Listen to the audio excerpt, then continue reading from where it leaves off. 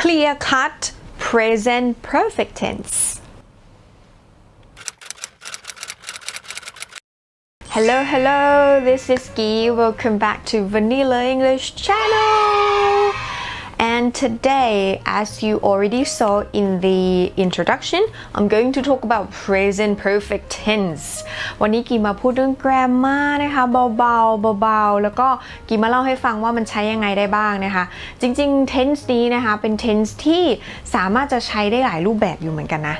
เดี๋ยวลองฟังดูแล้วกันว่าตัวเราเองเนี่ยใช้ในแบบไหนบ้างนะคะ First of all, I would like to talk about the structure of this tense. Okay, so you start with the subject have or has, and then the past participle. Past participle นะคะก็คือกริยาช่อง3นะไม่ได้เรียกว่า verb channel 3นะคะไม่ใช่นะคะภาษาอังกฤษเรียกว่า past participle. So you have subject, you have has or has, and then you have past participle. Now, when you use them, I encourage you to use contractions when you speak. Okay, for example, I've, you've, we've, they've, he's, she's, it's ถูกต้องแล้วนะคะ he's, she's, it's นะคะเพราะว่า apostrophe s ตัวเนี้ยนะสามารถที่จะเป็นตัวย่อของตัว has ได้เหมือนกันกับตัวที่เป็นคำว่า is นะคะแต่ว่ามันขึ้นอยู่กับว่าถ้าเราตามมาด้วยกริยาช่อง3เราก็รู้ได้เลยว่ามันเป็น has นั่นเองนะคะเราดูรูปประโยคด้วยนะว่าเรื่องของมันเนี่ยมันน่าจะเป็น has ไม่ใช่ is นะคะโอเค now let's talk about the usage ก็การใช้นะคะอย่างที่1เลยนะเอาแบบง่ายๆสั้นๆจบๆก็คือ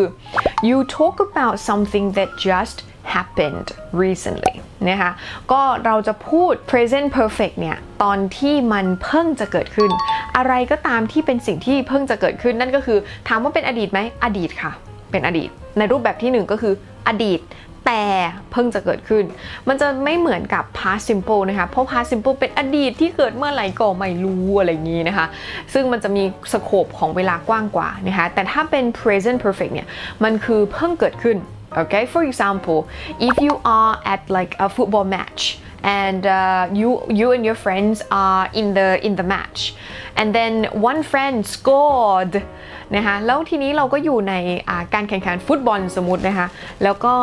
เพื่อนก็แบบเตะเข้าประตูไปอะไรเงี้ยแล้วเราก็บอกว่า James has scored a goal อะไรอย่างเงี้ยนะคะ James has scored a goal นะคะก็คือเพื่อนเนี่ยเพิ่งเตะเข้าประตูไปเลยอะไรเงี้ยแล้วมันก็เพิ่งเกิดขึ้นไงเราก็จะใช้เป็น present perfect ซะมากกว่านะคะเราจะไม่ใช้เป็นอดีตแบบ past simple นะคะ and another example is I finished my homework I finished my homework I've นะคะก็คือเป็นตัวย่อนะคะอันเนี้ยเด็กๆน่าจะพูดบ่อยเพราะว่าคือพูดว่าหนูทำกันบ้านเสร็จแล้วค่ะอะไรอย่างนี้หรือไม่ก็พูดกับคุณพ่อคุณแม่อยากจะออกไปเล่นข้างนอกอะไรเงี้ยก็เพิ่งทำกันบ้านเสร็จทำกันบ้านเสร็จก่อนแล้วค่อยออกไปเล่นข้างนอกอย่างเงี้ยเราก็จะใช้ประโยคนี้บ่อยๆนะคะ I finished my homework ก็เพิ่งจะทำเสร็จดังนั้นอันนี้เป็นกรณีที่1นะคะที่จะใช้ present perfect tense กรณีที่2ก็คือมันจะมีสโคปกว้างขึ้นนะคะนั่นก็คือเป็นสิ่งใดก็ตามที่เกิดขึ้นในอดีตและส่งผลมาจนถึงปัจจุบันนะคะ something that happened in the past anytime in the past and it continues to affect the present นะคะก็คือส่งผลกระทบมาถึงปัจจุบันหรือว่าตั้งแต่อดีตจนถึงปัจจุบันนั่นเองนะคะ for example I've lived in this city for 2 years I've lived in this city for 2 years เห็นไหมคะประโยคนี้ก็บอกว่าอยู่เมืองเนี้ยมา2 ปีแล้วนะคะนั่นก็คืออยู่ตั้งแต่ปีเท่าไหร่2018ใช่ไหมมาจนถึง2020อย่างเงี้ย2 ปีตั้งแต่อดีตจนถึงปัจจุบันนะคะเราก็จะใช้เป็น present perfect another example she's made her bed she's made her bed กี่สอนสำนวนไปด้วยเนาะนั่นก็คือคำว่า make my bed make her bed นะคะเตียงใครก็ว่าไปนะคะนั่นก็คือจัดเตียงเก็บเตียงนะคะตื่นมาแล้วก็พับผ้าห่มอะไรพวกนี้เราเรียกว่า make someone's bed โอเคทีนี้เราก็พูดไปว่า she's made her bed นั่นหมายความว่าเขาทำตั้งแต่อดีตแล้วใช่ปะแล้วก็มันส่งผลว่าโอ้โหเตียงเรียบร้อยมาจนถึงปัจจุบันนะคะโอเค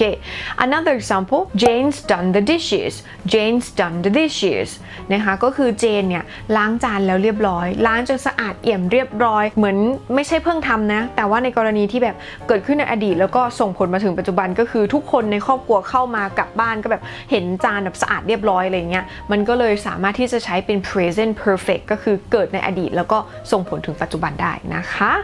อีกอันนึง the next usage is experiences in life yes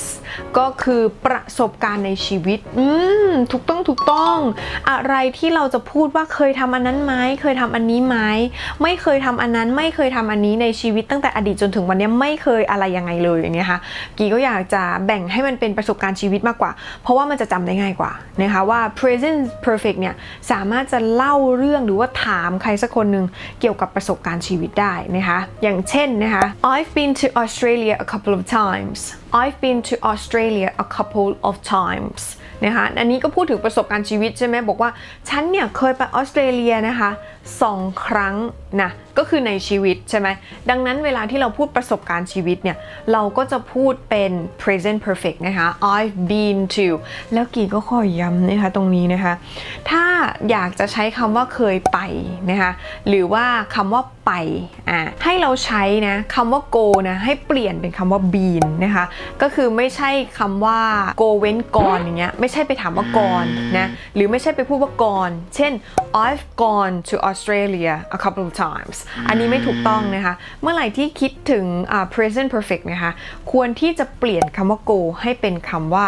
been นั่นเองนะคะโอเคเนาะทีนี้ tense นี้นะคะมันก็จะมี2 คำที่ใช้บ่อยๆเกี่ยวกับประสบการณ์ชีวิตนั่นก็คือคำว่า ever and never okay so ever you would use it this way have you ever been to Europe have you ever been to Europe เคยไปยุโรปหรือเปล่าเวลาเราถามนะคะถามใครสักคนหนึ่งประสบการณ์ชีวิตว่าทั้งชีวิตเธอเนี่ยเคยไปยุโรปไหม have you ever been to Europe แบบนี้ค่ะใช้ ever ในคำถามนั่นเองนะคะ so you would use ever in questions especially regarding experiences of that person okay and then when you answer you might say I've never been to Europe I've never been to Europeเห็นไหมใช้คำว่า never นะคะ ever กับ never มันก็จะแบบว่าค่อนข้างที่จะเป็นคู่กันสำหรับ present perfect นี้นะคะดังนั้นเอาไปใช้ได้ถ้าอยากจะถามว่าเคยทำอะไรในชีวิตไหมเคยมีประสบการณ์ไหม